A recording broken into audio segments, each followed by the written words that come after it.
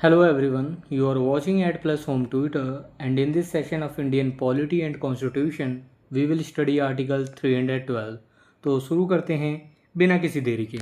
जैसा कि आपको भी पता है, भारतीय संविधान यानी इंडियन कॉन्स्टिट्यूशन को आर्टिकल्स में बांटा गया है और इन्हीं आर्टिकल्स को 22 पार्ट्स के अंतर्गत रखा गया है। इसी 22 पार्ट्स में से 14th पार्ट में यूनियन और स्टेट्स के अंडर पब्लिक सर्विसेज में व्यक्तियों के एम्प्लॉयमेंट को रेगुलेट करने के प्रोविजंस के बारे में बताया गया है, जिसके अंतर्गत आर्टिकल 308 से लेकर आर्टिकल 323 तक के सारे आर्टिकल्स आते हैं।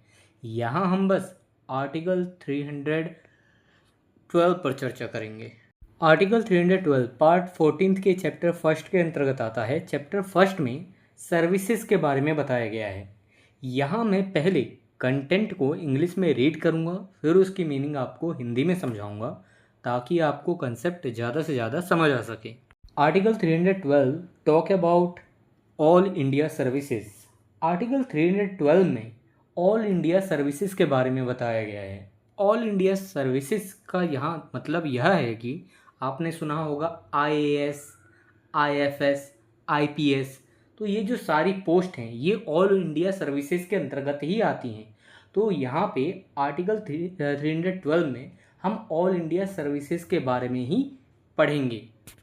Article 312 clause first, notwithstanding anything in chapter 6th of part 6th or part 11th, if the council of states has declared by resolution supported by not less than two-thirds of the members present and voting that it is necessary or expedient in the national interest so to do, parliament may by law provide for the creation of one or more all India services, including an all India judicial service common to the union and the states and the subject to the other provisions of this chapter, regulate the recruitment and the conditions of service of persons appointed to any such service।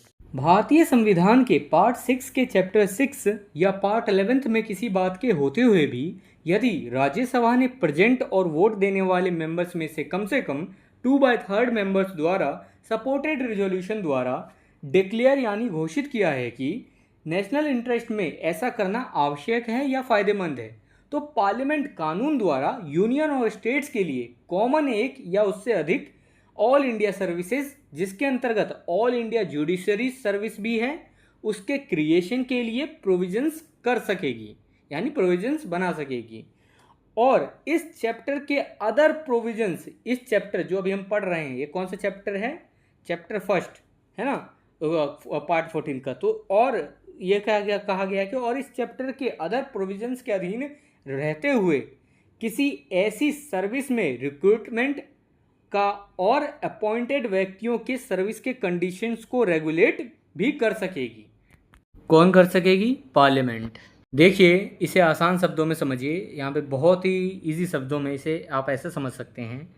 यहाँ पे आपने पढ़ा होगा, जब आप constitution पढ़ रहे होंगे तो वहाँ पे आपने पार्ट 6 पढ़ रखा होगा। जैसे हम यहाँ पे पार्ट 14 पढ़ रहे हैं, पार्ट 14 का चैप्टर फर्स्ट पढ़ रहे हैं, वहाँ पे आपने पार्ट 6 का चैप्टर 6 पढ़ा होगा और पार्ट 11 भी पढ़ा होगा।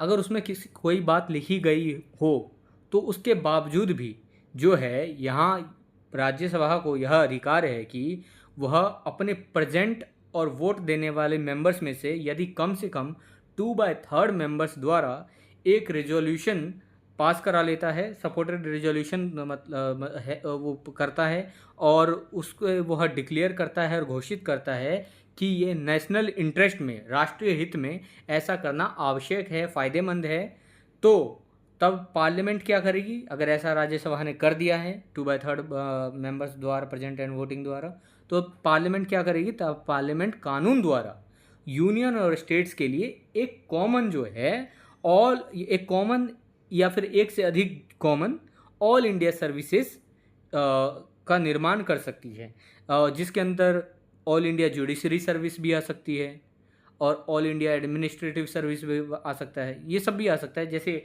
आपने सुना होगा IAS, IPS, ये सारे ऑल इंडिया सर्विसेज के पार्ट ही हैं। और कि मतलब कि वो क्या होता है कि ऑल इंडिया जो कॉमन होता है ना यूनियन और स्टेट्स के लिए, कि एक कॉमन ऑल इंडिया सर्विस हो गया। जैसे IAS वो राष्ट्र राज्य में भी काम करता है, राज्य को भी देखता है और केंद्र को भी देखता है, तो वो ऑल इंडिया सर्विसेज हो गया, ठीक है।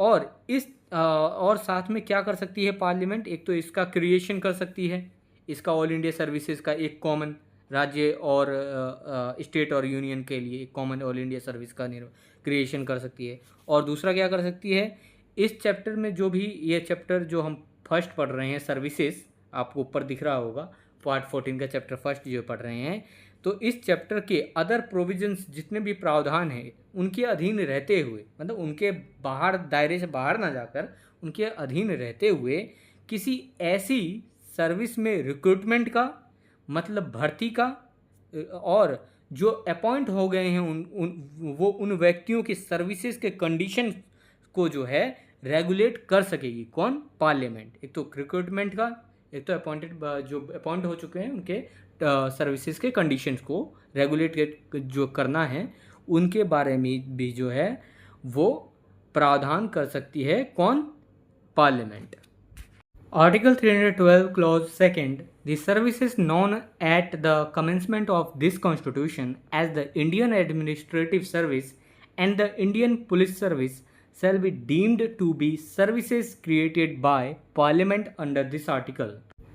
इस कॉन्स्टिट्यूशन यानी भारतीय संविधान के प्रारंभ पर इंडियन एडमिनिस्ट्रेटिव सर्विस और इंडियन पुलिस सर्विस के नाम से जो जानी जाने वाली सर्विसेज थीं, वो इस आर्टिकल के अधीन यानी आर्टिकल 312 के अधीन पार्लियामेंट द्वारा क्रिएटेड सर्विसेज समझी जाएंगी।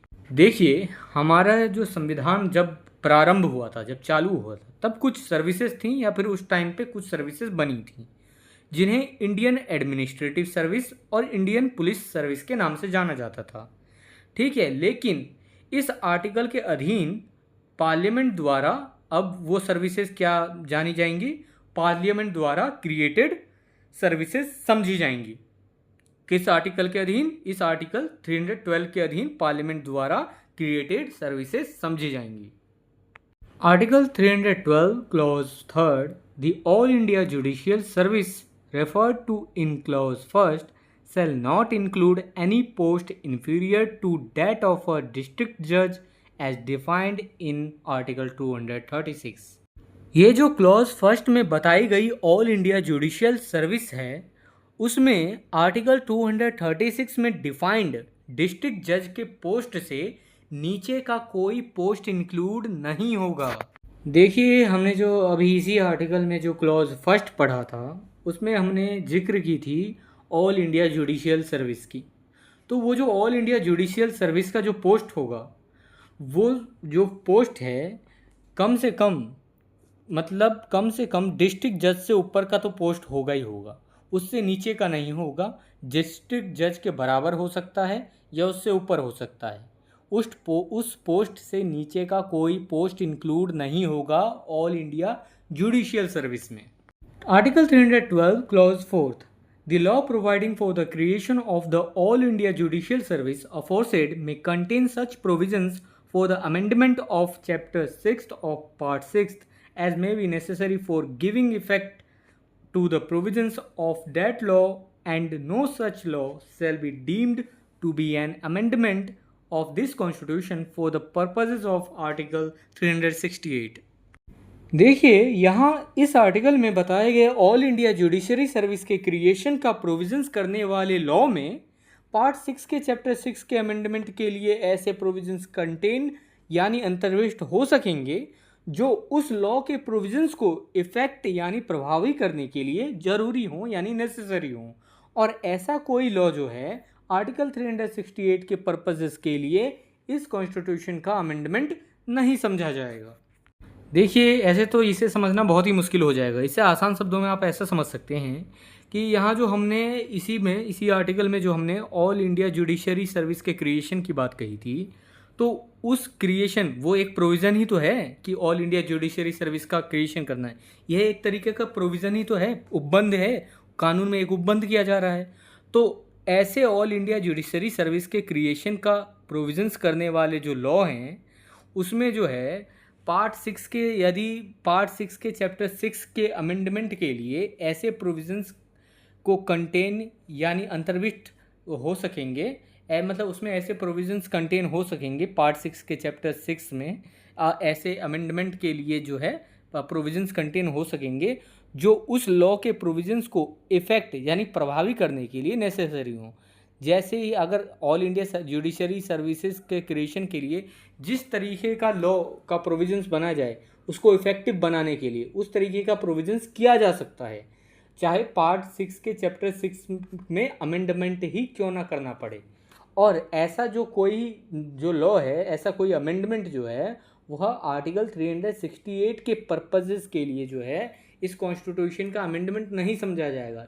उसे यह नहीं समझा जाएगा कि यह जो अमेंडमेंट किया गया है वह आर्टिकल 368 के तहत किया है। संशोधन हो सकता है लेकिन वह संशोधन यह नहीं समझा जाएगा कि यह संशोधन आर्टिकल 368 के तहत किया गया है उसके पर्पसेस के लिए। हाँ, जो भी ज़रूरी लगे, जो भी अमेंडमेंट जरूरी लगे ऑल इंडिया जुडिशरी सर्विस के क्रिएशन के लिए, वो अमेंडमेंट किए जा सकते हैं पार्ट 6 के चैप्टर 6 के में। हाँ, तो यही कहा गया है इसमें। यदि ये वीडियो आपके लिए हेल्पफुल है तो ऐसे और वीडियोस के लिए चैनल को सब्सक्राइब करें और इस वीडियो को लाइक करें।